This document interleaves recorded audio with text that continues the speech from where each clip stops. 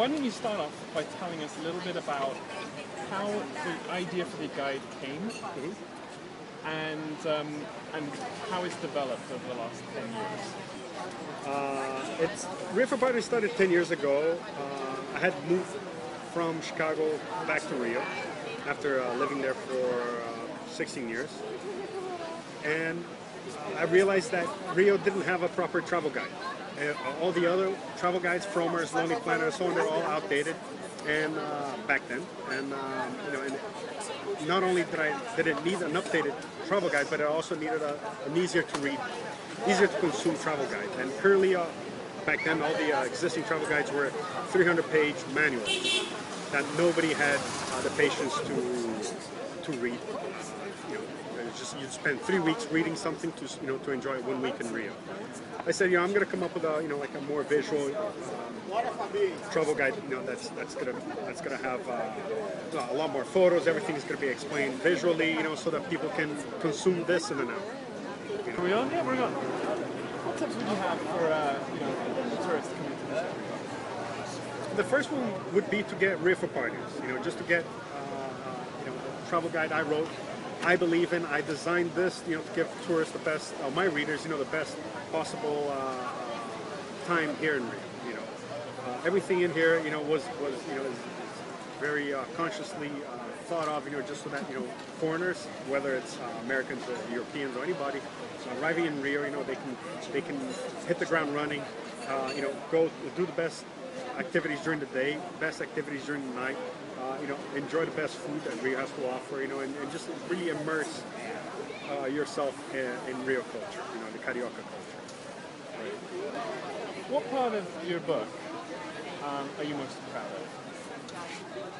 What part of my book am I most proud of? Good question. I think, personally, I'm a foodie, so whenever I go somewhere, all I really care about is eating the best things that they have there. Whatever it is, I just want to be. You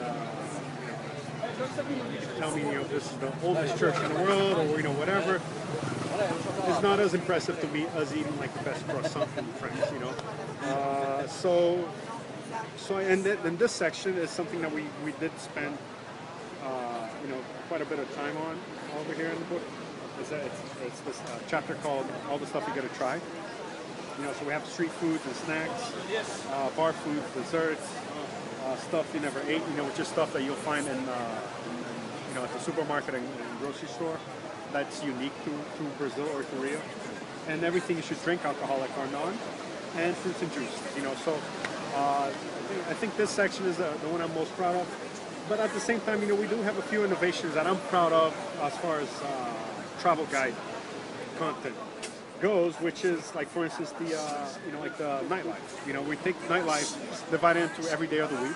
So Sunday, what do we recommend if you're in the mood for clubbing? We have clubbing, we have live music, we have street party. Street parties happen here every day of the week, year round. And then there's a chilling or relaxing, lounging option. So we do this for all nights of the week, and a lot of other travel guides have now started. To pick up on this format, I guess it's just very practical. I think the other part of the travel guide that is very useful, to my readers, is the fact that you're going to spend $28 on a travel guide, right? You're going to save easily $300. You take all these caipirinhas, actually right here where we're sitting right now, Azul Marinho, this very first caipirinha. So this caipirinha that I'm having over here is going to cost me $0. I'm going to give him a tip because he's the waiter did serve us, but that's how I'm going to pay for my caipirinha. All these discounts that we negotiated for our readers are available. You're going to save easily over $50. Easily way over your investment on this travel guide, and this itself is worth it. Because all these places are the places you want to be at. These are the places that we recommend, anyways. In our travel guide. So you can easily get your money back.